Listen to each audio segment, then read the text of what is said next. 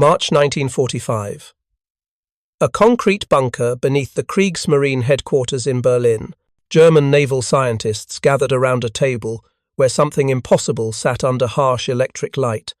A captured British ASV Mark III radar set, intact, functional, and utterly incomprehensible. Dr. Wilhelm Runge pressed his fingers against his temples as he stared at the device's components laid bare before him. The cavity magnetron at its heart generated microwave power that German physics had declared theoretically impossible to produce in useful quantities. Yet, here it sat, mass-produced by British factories, small enough to fit inside an aircraft, powerful enough to detect a surfaced U-boat from miles away in complete darkness.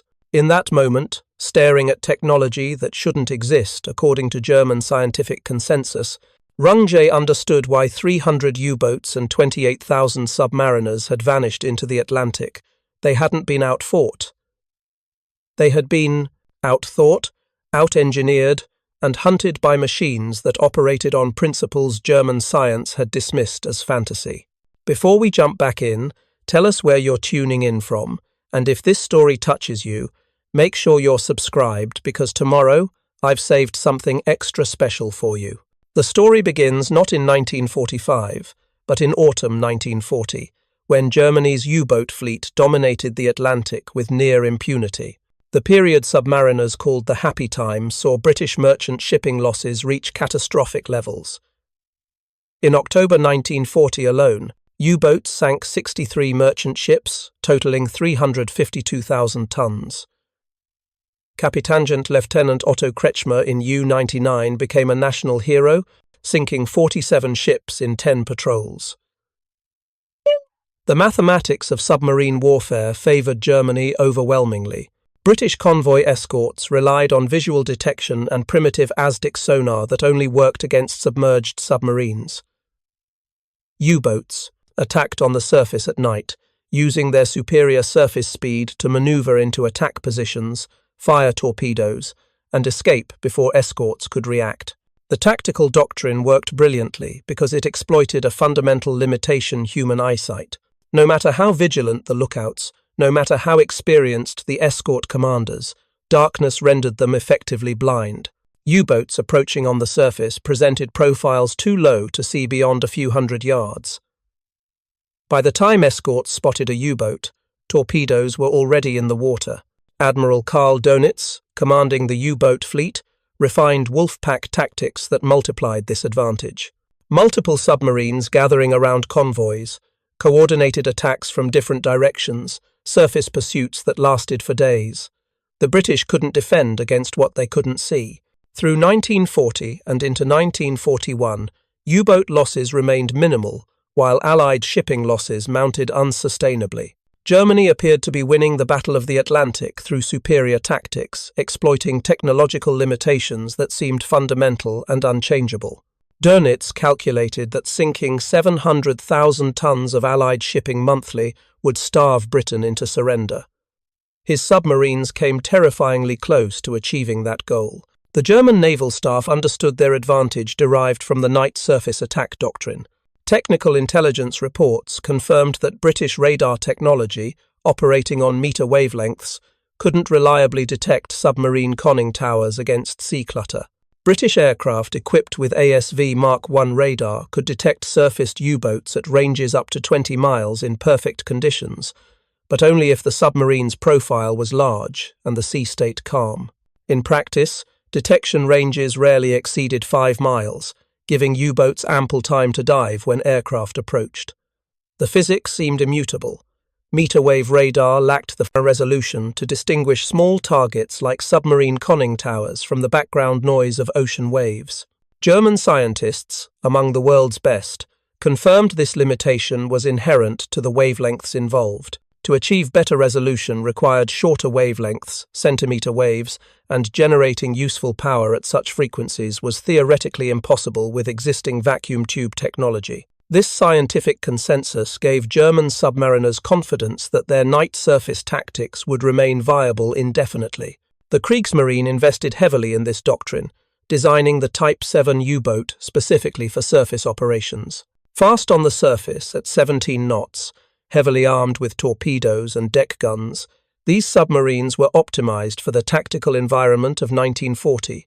German naval architecture assumed the fundamental nature of radar technology would remain constant. British improvements might increase detection ranges slightly, but the physics of meter-wave radar guaranteed U-boats could operate on the surface at night with acceptable risk. Then, in March 1941, the mathematics of submarine warfare began changing in ways German intelligence couldn't explain.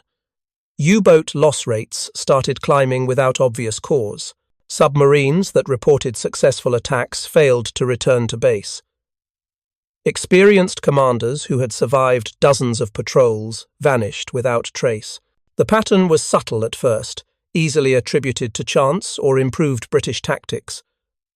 But by summer 1941, the trend was undeniable.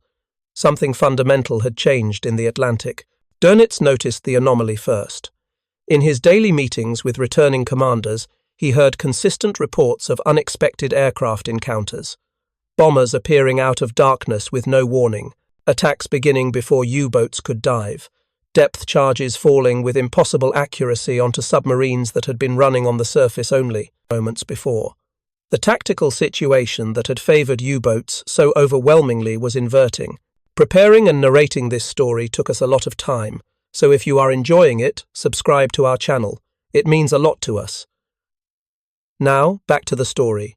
Kapitangent Lieutenant Reinhard Hardigan, commanding U-123, provided typical testimony after a patrol in June 1941. His boat had been running on the surface at night, standard procedure for transit and attack positioning. Without warning, a British bomber had appeared directly overhead, searchlight blazing, bombs already falling. Hardigan's crew had barely begun diving when depth charges exploded around them. Only luck and quick reactions saved the boat. What troubled Hardigan most wasn't the attack itself, but the precision of it. The bomber had known exactly where U-123 was before beginning its approach. No flares had been dropped, no illumination from other aircraft. The bomber had flown directly to their position through complete darkness, as if guided by precise coordinates. Hardigan was an experienced commander, not given to panic or exaggeration. His report was clinical and specific. The British had detected his submarine through means he couldn't identify. No radar warning receiver aboard U-123 had registered any emissions, yet somehow the bomber had found them. German naval intelligence collected dozens of similar reports through summer and fall 1941. The pattern was consistent and disturbing. British aircraft were finding surfaced U-boats at night with increasing frequency. The encounters showed characteristics that made no sense given understood radar capabilities. Detection was occurring at ranges beyond what meter-wave radar should achieve. Aircraft were homing directly onto targets without search patterns. Most troubling, U-boats' FUMB radar detectors were failing to provide any warning before attacks began. The Kriegsmarine's technical staff analyzed the reports systematically. Several theories emerged to explain the phenomenon. Perhaps the British had deployed many more aircraft, saturating patrol areas with sufficient density that chance encounters increased. Perhaps British crews had developed improved visual search techniques. Perhaps U-boat commanders were becoming careless after years of easy success. Each explanation was examined and found inadequate. Aircraft numbers hadn't increased sufficiently to explain the detection rates. Visual techniques couldn't explain attacks in complete darkness or heavy weather. Carelessness didn't account for experienced commanders reporting identical experiences. The possibility that British radar technology had fundamentally advanced remained unconsidered because German physics declared such advancement impossible. The cavity magnetron, which would enable centimeter-wave radar, required generating enormous power at microwave frequencies. Every German scientist who examined the problem concluded it couldn't be done with any known technology. Vacuum tubes couldn't operate efficiently at such frequencies. The power requirements were insurmountable. The engineering challenges were unsolvable. This wasn't speculation or guesswork, it was established physics confirmed by Germany's best minds. Based on this scientific consensus, German naval intelligence dismissed radar as the cause of increased U-boat losses. They continued searching for conventional explanations, even as the loss rate climbed month after month. By early 1942, the crisis had become undeniable.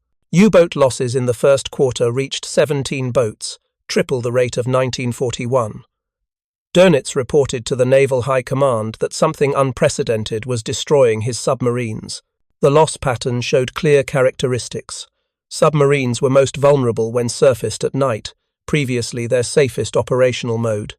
Attacks came without warning, suggesting detection by means invisible to German sensors. Experienced commanders were dying at the same rate as novices, indicating the threat wasn't tactical incompetence but technological surprise. The Kriegsmarine faced a threat they couldn't identify, couldn't predict, and couldn't counter.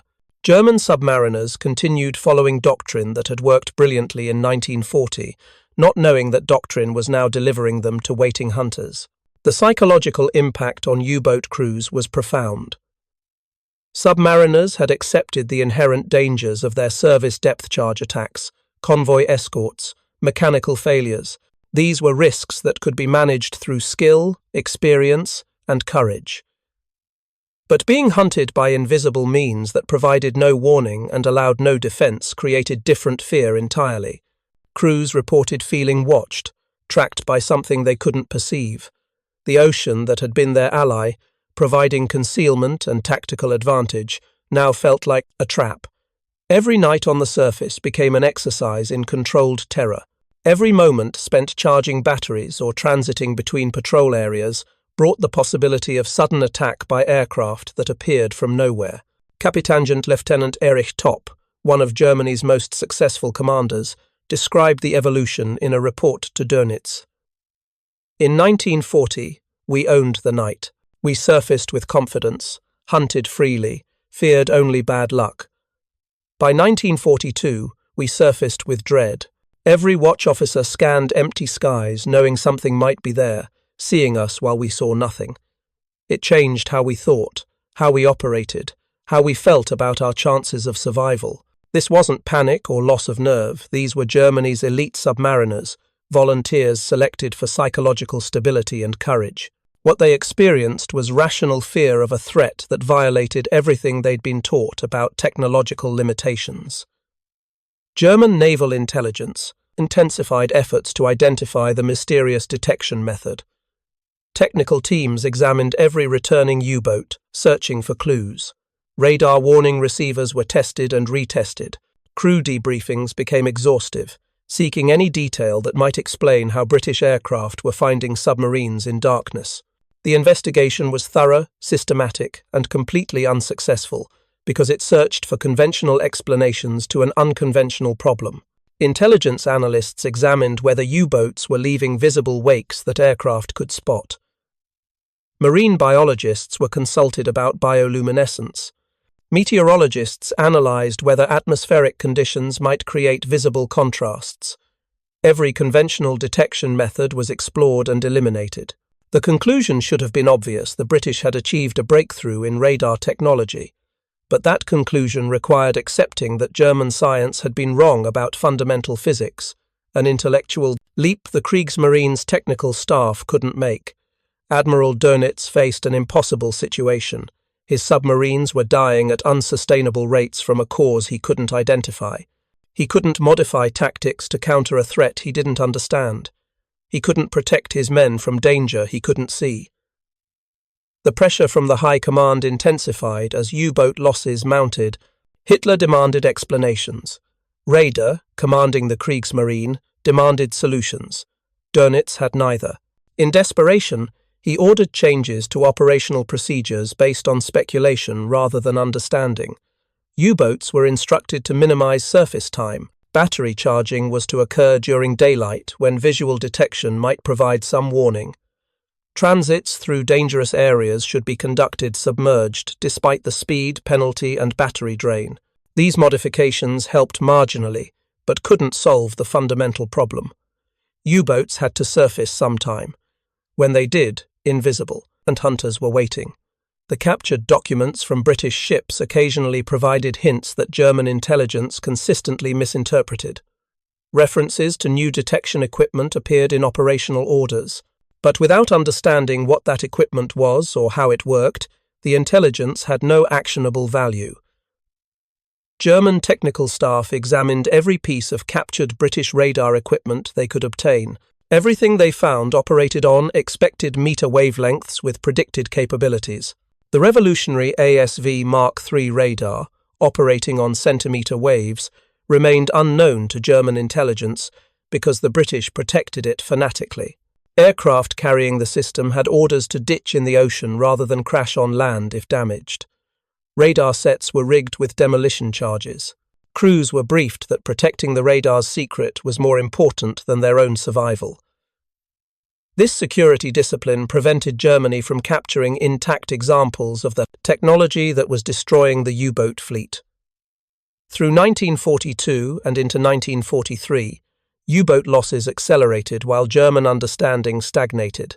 Dönitz launched 42 submarines in May 1943. 41 were lost that month, including 7 sunk in a single day. The mathematics of submarine warfare had inverted completely. U-boats that needed to sink 700,000 tons of shipping monthly to achieve strategic effect were instead being sunk faster than shipyards could replace them. The happy time was over, replaced by what submariners darkly called the Black Pit areas of the Atlantic, where U-boats went to die by methods they couldn't understand or resist. German naval morale, always resilient, began cracking. Submariners volunteered for service, knowing that statistically they wouldn't survive their first patrol. The courage required to climb down that conning tower hatch, knowing invisible hunters waited somewhere in the darkness ahead, exceeded anything asked of soldiers or airmen. The technical staff continued searching desperately for explanations. Some theorized the British had developed infrared detection systems that could spot the heat from diesel engines. Others suggested magnetic detectors sensitive enough to locate submarines by their steel hulls. A few voices suggested improved radar, but were shouted down by scientists who insisted centimeter-wave radar remained physically impossible. The institutional blindness was complete.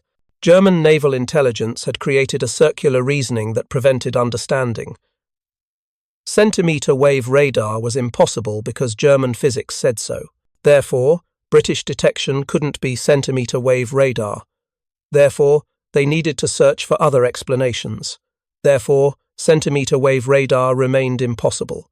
This logical loop trapped some of Germany's best minds in a framework that prevented them from seeing truth, even as evidence mounted. By late 1943, the Battle of the Atlantic was effectively lost, though fighting continued. U-boats could no longer operate with any tactical freedom. Every surface moment brought mortal danger. Convoy attacks that once succeeded with regularity now failed catastrophically. The strategic goal of strangling British supply lines had become impossible to achieve. Dönitz knew it. His commanders knew it. The submariners facing death on every patrol knew it. Yet the fighting continued because no one in the German hierarchy could accept that the technical foundation of U-boat warfare had been demolished by technology German science claimed couldn't exist. The submariners paid the price for this institutional failure. Of 39,000 men who served in U-boats, 28,000 died, a 72% casualty rate that made the U-boat service the deadliest assignment in any military force during the entire war. These weren't meaningless deaths from incompetence or cowardice. They were calculated losses resulting from leadership's inability to accept technological reality. The breakthrough came in a way that intelligence failures often do, through accident rather than systematic investigation. February 1943, Bay of Biscay, off the French coast. U-333, commanded by Kapitän-Leutnant Peter Erich Kremer, was making the surface transit from La Rochelle to the Atlantic hunting grounds. Standard procedure, maximum speed on the surface, to reach operational areas quickly. The night was moonless. Visibility near zero, sea state moderate, conditions that should have made detection impossible by any known means. Without warning, searchlights blazed from directly overhead. A British Wellington bomber was already in its attack run, depth charges falling before the bridge watch could even sound the alarm. Kremer screamed the crash dive order, but everyone aboard knew they were dead. U-boats needed 35 seconds to submerge in calm conditions. The depth charges would arrive in 5. What saved them wasn't skill or quick reaction, it was mechanical failure. 3 of the 4 depth charges malfunctioned, exploding too deep. The 4th detonated close enough to wrench the hull and shatter instruments, but not close enough to rupture the pressure hull. U-333 limped back to La Rochelle with a crew in shock and a commander demanding answers that no one could provide. But Kremer had seen something in those seconds of illuminated chaos. Equipment mounted in the bomber's nose, a rotating antenna unlike anything in German reconnaissance photographs. He sketched what he'd observed from memory. Intelligence officers dismissed the drawing as confused observation under stress. Kremer insisted he'd seen something fundamentally different from known radar configurations. The report went into files alongside hundreds of similar accounts. No action was taken because the observation contradicted established scientific consensus. One man seeing unfamiliar equipment under attack conditions couldn't override what Germany's best physicists knew to be impossible. Then came March 1943, and the incident that should have shattered German assumptions permanently. U-744, a brand new Type 7C boat on its first patrol, was transiting the Bay of Biscay. The commander, Oberleutnant zur See Heinz Blischke, followed standard procedures meticulously. The boat's FU-MB-24 radar detector was functioning perfectly, calibrated before departure, tested hourly. If any British radar swept across U-744, the detector would provide warning, allowing time to dive before aircraft arrived. The system had proven reliable in countless encounters. Blischke trusted his equipment and his training. A British Halifax bomber caught U-744 perfectly surfaced, engines roaring, hatches open. The attack was clinically precise. Depth charges walked across the submarine's length, one striking the pressure hull directly aft of the conning tower. The explosion killed 12 men instantly and ruptured 3 compartments. U-744 sank in 90 seconds. 19 men escaped the flooding hull and thrashed in the Atlantic swell. The Halifax circled, marking their position, and a destroyer arrived within 2 hours. 14 survivors were pulled from the water. 5 had already died from hypothermia. The survivors told a story that should have been impossible. U-744's radar detector had been operating normally until the instant the bomber appeared. No warning whatsoever. No indication they were being tracked. No time to dive or even close hatches. The boat's technical officer, among the survivors, insisted the detection equipment had been functioning perfectly right up to the moment of attack. He'd been monitoring it personally when the searchlights blazed. The detector's silence meant only one thing: the British radar operated on frequencies German equipment wasn't designed to detect. But that conclusion required accepting that centimeter-wave radar existed despite German physics declaring it impossible. The interrogators at the British POW facility were careful and professional. They separated survivors, questioned them individually, compared accounts for inconsistencies. What they heard was remarkable for its consistency. Every survivor described the same sequence: normal operations, no warning, sudden attack. The Germans asked their captors direct questions. What radar were they using? How had they detected U-744 without triggering warning receivers?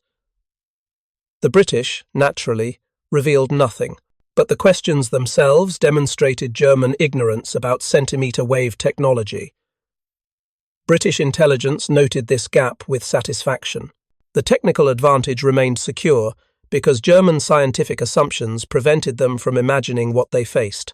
Back in Germany, the U-744 survivors eventually returned through prisoner exchanges for wounded. Their debriefings added to the mounting pile of evidence that German naval intelligence still couldn't interpret correctly. Technical staff examined their testimony carefully. The radar detector functioning normally until instant of attack, this was consistent with dozens of previous reports. The conclusion should have been obvious. British radar operated outside the detection range of German receivers. But accepting that conclusion meant accepting that German science had missed something fundamental. The institutional resistance to that admission remained insurmountable. Dönitz, increasingly desperate, ordered installation of additional radar detectors covering wider frequency ranges. The Fu MB-26 Tunis entered service in summer 1943, capable of detecting transmissions from 125 to 180 MHz. The Fu MB-27 Flensburg could detect British Moniker tail warning radar on bombers. These systems provided some warning, but not against the primary threat. ASV Mark III operated at 3,000 MHz, far beyond anything German detectors could sense. U-boats now carried multiple detection systems, each adding weight and complexity, none addressing the actual problem. Crews felt slightly safer because they had more equipment. They were dying at the same rate because the equipment didn't work against the technology actually hunting them. The scientific certainty that trapped German understanding wasn't baseless ignorance. Germany had excellent physicists who understood electromagnetic theory thoroughly. Their calculations about power generation at centimeter wavelengths were mathematically sound, given the technology available to them. Vacuum tubes of German design couldn't efficiently generate high power at microwave frequencies. This was demonstrable fact. Where they failed was in imagining that completely different approaches might exist. The cavity magnetron, which made centimeter wave radar possible, worked on principles that German microwave research hadn't explored. British scientists at Birmingham University had developed the device almost accidentally while investigating entirely different phenomena. The breakthrough came from unexpected directions, which is how breakthroughs often occur. German microwave research existed but remained theoretical and underfunded. Professor Abraham Esau, leading Germany's radar development, had investigated centimeter wavelengths in the 1930s. His conclusion, the technical challenges outweighed any potential benefits. Germany instead invested heavily in improving meter-wave radar, which showed steady incremental progress. This decision wasn't stupid or short-sighted given information available at the time. It was rational allocation of limited resources toward technology that showed clear development paths. The error was assuming that because Germany found centimeter-wave radar impractical, everyone else would reach the same conclusion. This assumption reflected deeper cultural blind spots in German scientific thinking. German academia emphasized theoretical perfection, elegant solutions derived from first principles. British and American research cultures were more empirically minded. If something worked in practice, make it work better, and worry about theoretical explanations later. The cavity magnetron was inelegant. It shouldn't have worked as well as it did. German physicists examining the principles would have predicted far lower efficiency, but it worked brilliantly in practice, and British engineers refined it into a war-winning device, while German theorists were still calculating why it couldn't possibly be effective. By mid-1943, the technological gap had become catastrophic. British Coastal Command aircraft equipped with ASV Mark III were detecting surfaced U-boats at ranges up to 20 miles in any weather condition. The radar could distinguish a submarine conning tower from sea clutter at 10 miles.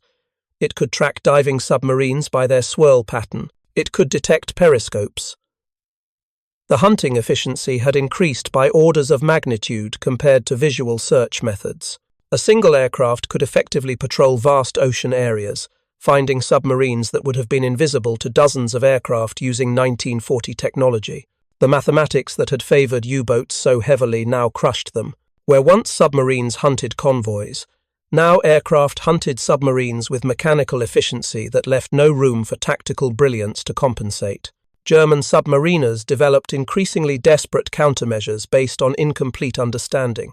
Some commanders kept their boats submerged almost continuously, surfacing only briefly to ventilate and recharge batteries. This reduced their operational effectiveness. Drastically submerged speed was so slow that reaching patrol areas took weeks, leaving little time on station before fuel ran low. Other commanders tried surfacing during daylight, reasoning that visual detection gave more warning than the mysterious nighttime attacks. This invited different dangers. Allied fighters now patrolled known U-boat transit routes continuously. Still others experimented with running on the surface during storms, hoping that rough seas would hide them. Sometimes this worked.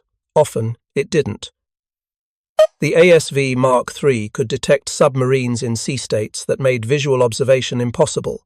The most telling countermeasure was the schnorkel, a breathing tube that allowed U-boats to run diesel engines while submerged just below the surface. First developed by the Dutch Navy before the war, Germany began installing schnorkels on operational U-boats in late 1943. The device allowed submarines to charge batteries and ventilate without fully surfacing, presenting a much smaller radar target. It helped marginally, but schnorkeling was slow, mechanically unreliable, and uncomfortable for crews. More importantly, it was a defensive measure born from incomplete understanding. German engineers were designing equipment to hide from a threat they still didn't truly comprehend. The schnorkel reduced radar cross-section, but ASV Mark III could still detect the small profile in calm seas. It was a bandage on an arterial wound, the human cost of technological ignorance mounted with arithmetic precision. May 1943-41 U-boats lost, June 17 lost, July 37 lost. These weren't just numbers. Each boat carried 45 to 50 men. Each loss meant families destroyed, training investments wasted, tactical experience eliminated. The institutional knowledge that had made the U-boat force so effective in 1940 was being systematically erased. New crews went to sea with minimal training, commanded by officers promoted too quickly, sailing in boats that were death traps the moment they surfaced. Kapitän-Leutnant Herbert Werner, commanding U-415, described the psychological erosion in his war diary. "We are no longer a hunting force. We are prey. Every man aboard knows the odds. We discuss it openly now. Will we die today, tomorrow, next week? The question isn't if, but when. Command tells us we're heroes defending the Reich. We feel like condemned men carrying out our own executions." This wasn't defeatism. Werner would survive the war and continued fighting effectively until the surrender. It was clear-eyed assessment of tactical reality from men professional enough to recognize they were trapped in an unwinnable situation. The Kriegsmarine's leadership faced escalating pressure from Hitler, who understood naval warfare only superficially. He demanded explanations for U-boat losses that Dönitz couldn't provide. He ordered increased production of submarines that would die at the same rate as their predecessors. He insisted that will and determination could overcome Allied advantages. This was magical thinking divorced from technological reality. No amount of courage or tactical skill could defeat radar that detected submarines invisibly at ranges where countermeasures were impossible. The submariners understood this. The tactical commanders understood this. The technical staff was beginning to suspect it, but the command structure couldn't accept it because acceptance meant admitting that Germany's scientific establishment had failed catastrophically. The intelligence failure had meta-levels that compounded the problem. German agents in Britain occasionally sent reports about new radar development. These reports were vague. Security around ASV Mark III was tight, and sources had limited access. But references to revolutionary detection capabilities appeared multiple times in intercepted communications. German intelligence analysts, constrained by their assumption that centimeter-wave radar was impossible, interpreted these references as British propaganda or exaggeration. They convinced themselves that the British were inflating their capabilities to damage German morale. This interpretation felt comfortable because it didn't require admitting German scientific inferiority. It was also completely wrong. Even captured British airmen occasionally provided clues during interrogation. Some mentioned new radar equipment. A few described capabilities that should have raised alarms detecting submarines at unprecedented ranges in bad weather. German interrogators, trained to extract tactical information, lacked the technical background to recognize the significance of what they were being told. They asked about convoy routes, escort tactics, bomb loads. They didn't ask the right questions about radar specifications because they didn't know those questions mattered. The intelligence was there, scattered across hundreds of reports and debriefings. The framework to interpret it correctly didn't exist. By early 1944, a few voices within German naval intelligence were beginning to suspect the truth. Kapitän zur See Horst Höslin responsible for analyzing U-boat loss patterns, compiled a devastating report for Dönitz. The statistics were unambiguous. U-boats surfacing at night in areas covered by Allied air patrols died at rates approaching 100% over time. The detection method, whatever it was, provided warning to British aircraft without triggering German sensors.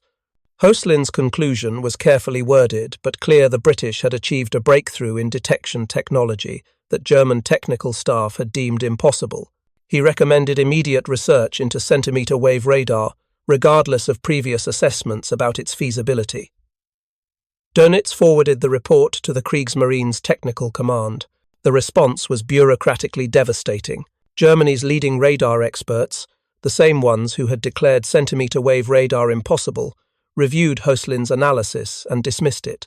Their counter-argument rested on established physics and mathematical calculations. They acknowledged U-boat losses were severe, but attributed them to increased Allied air patrols, improved tactics, and possible security breaches, revealing German operational patterns. The possibility that their fundamental assumptions about radar physics were wrong remained unconsidered. Hoeslin's report was filed. No action was taken. U-boats continued dying. The moment that should have broken through German denial came in June 1944, after D-Day. Allied forces advancing through Normandy overran several Luftwaffe airfields intact. German technical teams quickly moved in to examine captured British aircraft before they could be destroyed. At Carpiquet airfield, they found a damaged Halifax bomber with its ASV Mark III radar relatively intact. For the first time, German scientists had physical access to the device that had been killing U-boats for 2 years. The examination should have been a revelation.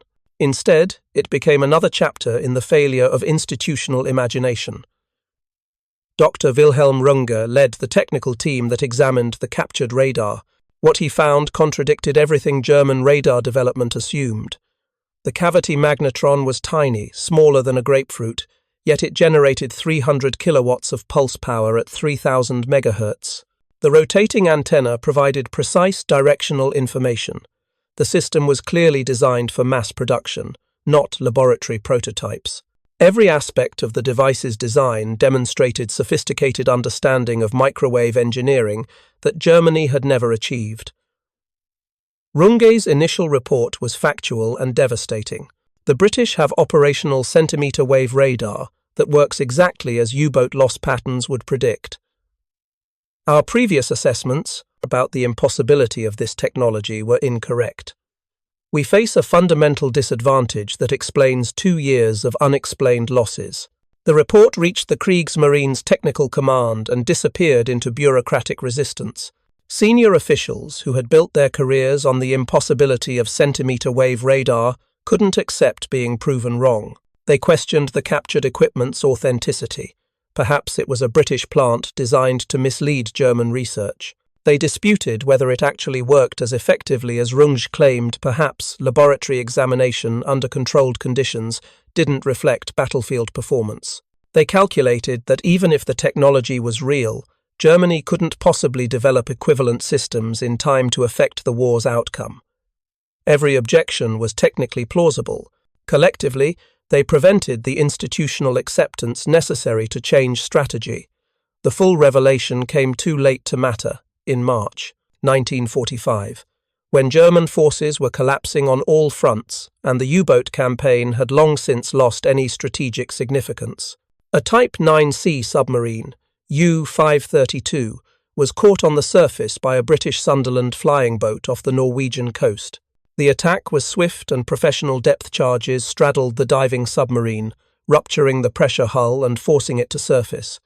The crew abandoned ship as U-532 settled by the stern. British naval vessels arrived within hours and managed to secure towing lines before the submarine sank completely.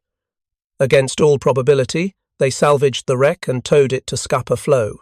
The captured U-boat provided something unprecedented, a complete snapshot of German submarine technology in March 1945. British technical teams examined every system, every modification, every countermeasure that German engineers had desperately improvised to deal with threats they didn't understand. The submarine carried 4 different types of radar detectors, none capable of sensing ASV Mark III frequencies. It had a schnorkel system, mechanically crude compared to British engineering standards. Its acoustic torpedoes were sophisticated but designed to counter escorts, not aircraft. Every technical choice reflected efforts to fight enemies they could identify while remaining blind to the actual threat destroying them. British intelligence officers photographed everything, documented every system, and prepared detailed reports about German technical capabilities. One report, marked for German POW interrogation use, contained photographs and specifications of British ASV Mark III radar. The intelligence value was nil, the war was effectively over, and technical secrets no longer mattered. But psychological value remained.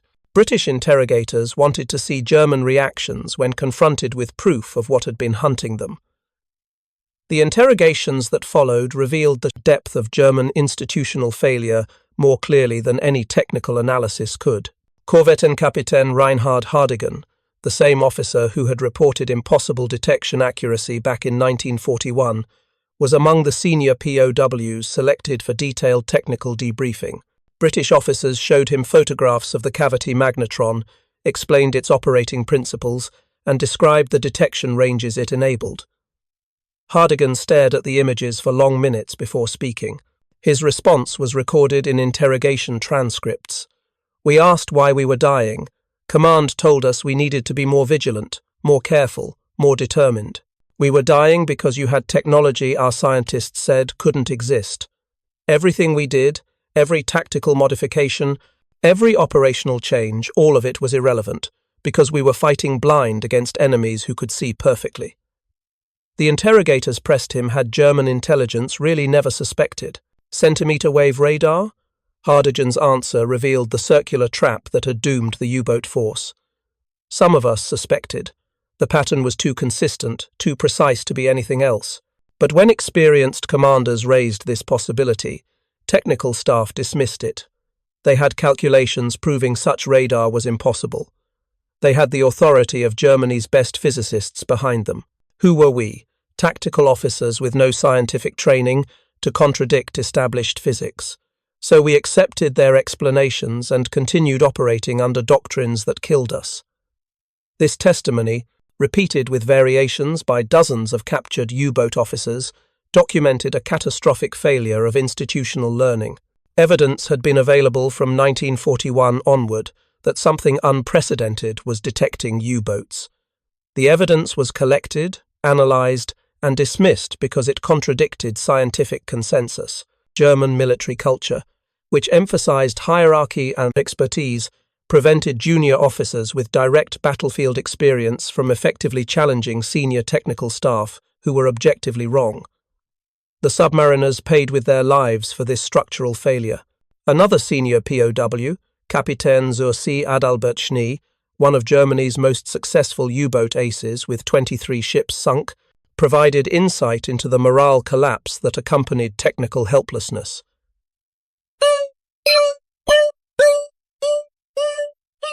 In 1940, we were the hunters.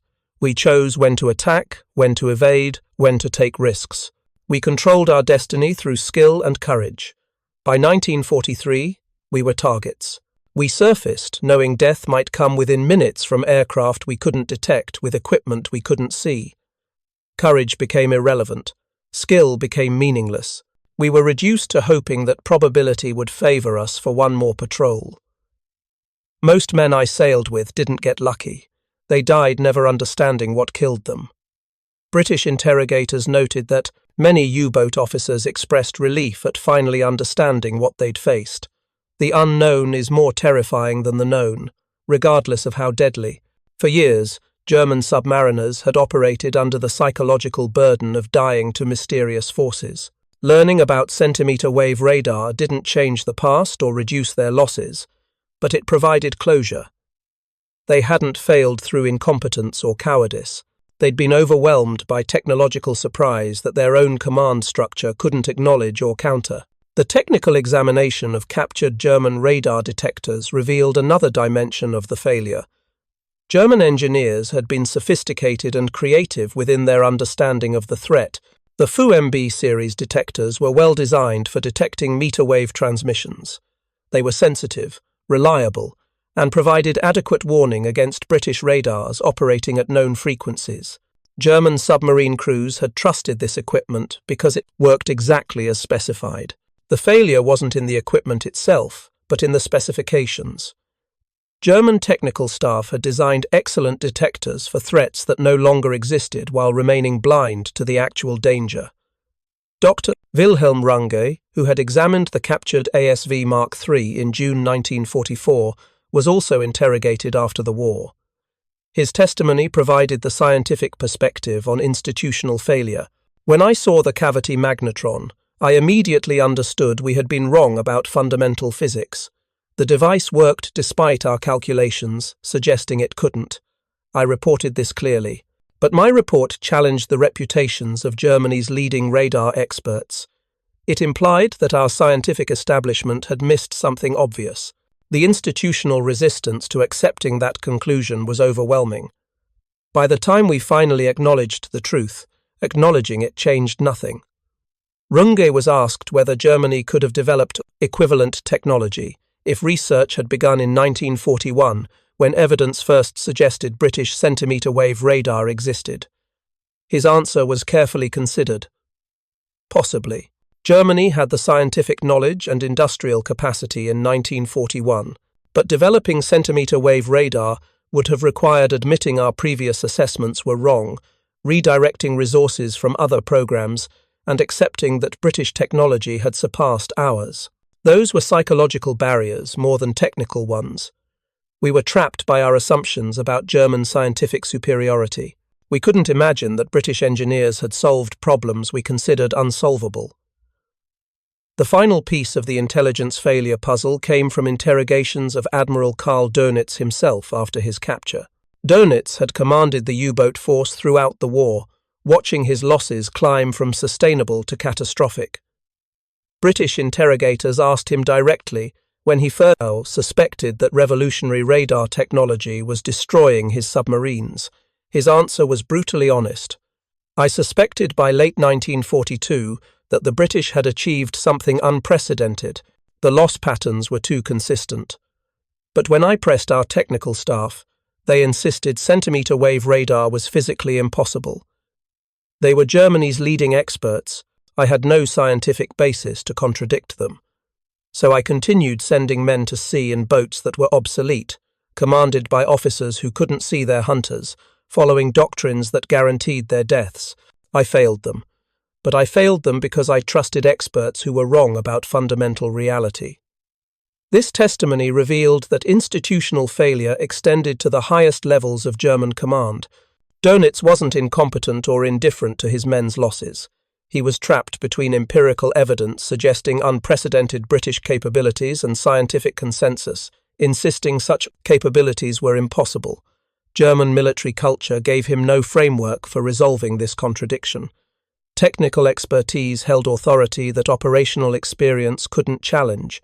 When experts and reality conflicted, German institutions chose expertise over reality until the resulting casualties made denial impossible. The statistical analysis completed by British intelligence after the war quantified the impact of this failure. From 1939 to May 1941, before centimetre-wave radar deployment, U-boats sank 2,470 merchant ships, totaling over 12 million tons, while losing only 35 submarines. The exchange rate was catastrophically in Germany's favour, 70 merchant ships sunk per U-boat lost. From June 1941 through mid-1943, as ASV Mark III radar gradually deployed, the exchange rate shifted. 3,200 merchant ships sunk versus 340 U-boats, lost about 9-1. Still favourable for Germany, but the trajectory was clear. From mid-1943 through war's end, after saturation deployment of centimetre-wave radar, the mathematics inverted completely.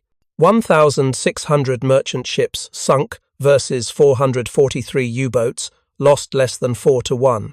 And these numbers understated German failure because they didn't account for the drastically increased number of U-boats at sea. In 1940, 30 U-boats could paralyze Atlantic shipping. In 1944, over 300 U-boats at sea barely disrupted convoy operations. The technological advantage had shifted so completely that Germany needed 10 times the force to achieve 1/10 the effect. The human cost was staggering in its precision. Of 39,000 men who served in U-boats during World War II, 28,000 died in action. Another 5,000 were captured. Only 6,000 survived to see Germany's surrender. A 72% fatality rate that made U-boat service statistically more dangerous than any other military assignment in any force during the entire war. These men died with courage and professionalism, following orders and doctrine that their command structure maintained despite mounting evidence of its lethality. They deserved better than being sacrificed to institutional blindness. The interrogations revealed something profound about technological surprise in warfare. German submariners and their commanders weren't fools. They collected evidence systematically. They reported anomalies accurately. They modified tactics repeatedly attempting to counter the threat. But the institutional framework through which they interpreted information prevented them from reaching correct conclusions. German scientific consensus about radar physics created a cognitive barrier that filtered out contradictory evidence, regardless of its volume or consistency. The submariners saw the truth. They were being hunted by something unprecedented. But they couldn't convince leadership because the truth contradicted established expertise. This dynamic appears repeatedly in military history. Revolutionary technology creates tactical effects that previous doctrine can't explain. Observers accurately report these effects, but institutional structures, built around existing paradigms, resist interpretations that challenge foundational assumptions. By the time evidence becomes overwhelming enough to force paradigm change, the technological advantage has usually done its damage. The Germans in World War II, the French facing German armor tactics in 1940, the Japanese facing American industrial capacity, all faced similar cognitive traps, where institutional assumptions prevented recognition of fundamental changes in warfare's nature. The centimeter-wave radar story also revealed differences in scientific culture that shaped military outcomes. British radar development was empirically driven. If something worked in laboratory conditions, refine it for battlefield use quickly. German radar development was theoretically driven. Understand the physics completely before committing to engineering solutions. Neither approach was inherently superior, but in wartime conditions where speed of innovation mattered critically, the empirical approach enabled faster adaptation to unexpected breakthroughs. The cavity magnetron worked better than theory predicted. British engineers exploited it immediately. German scientists would have needed to understand why it worked better than predicted before feeling comfortable deploying it widely. The final irony was that Germany possessed the scientific knowledge to develop centimeter-wave radar. Professor Abraham Esau, who had convinced the High Command to abandon such research, later admitted that the theoretical barriers were surmountable. Germany had competent microwave researchers who could have pursued alternative approaches to power generation at high frequencies. The failure wasn't scientific ignorance, but institutional inability to recognize when theoretical predictions were being contradicted by empirical reality. British technology proved German theory wrong, but German institutions couldn't accept that proof until far too late. For the 28,000 German submariners who died in the Atlantic, understanding came too late or never came at all. They went to war in boats designed for tactical environments that no longer existed. They followed doctrines that assumed technological limitations the enemy had already overcome. They fought with courage and skill that became irrelevant against automated systems that eliminated human error from the killing cycle. Their sacrifice achieved nothing strategically because they were fighting a war their leadership couldn't acknowledge they'd already lost technologically. The tragedy wasn't that they died, but that they died needlessly, sacrificed to institutional pride that couldn't admit German science had been surpassed. The U-boat force's destruction by technology they never understood represented more than military defeat. It marked the end of warfare as primarily human contest and the beginning of warfare as technological competition. The submariners, who thought courage and determination could overcome material disadvantages, learned the hard way that modern warfare rewards industrial capacity and scientific innovation over traditional military virtues. Their deaths wrote a lesson in blood that militaries worldwide absorbed technological surprise can render tactical brilliance and operational experience completely irrelevant. The side that automates the killing cycle wins, regardless of human factors. The Germans never knew that centimeter-wave radar devastated their U-boat force, because acknowledging that truth required admitting that German science had been fundamentally wrong about achievable technology. That admission came only after defeat made denial impossible. By then, the submariners who might have benefited from that knowledge were dead, killed by technology their experts had declared impossible, and their command structure couldn't imagine existed. They died in darkness, hunted by electronic eyes they couldn't see, victims of their own institutional failure to accept reality when it contradicted comfortable assumptions about German technological superiority. Up next, you've got two more standout stories right on your screen. If this one hit the mark, you won't want to pass these up. Just click and check them out. And don't forget to subscribe and turn on the notification bell so you don't miss any upload from us.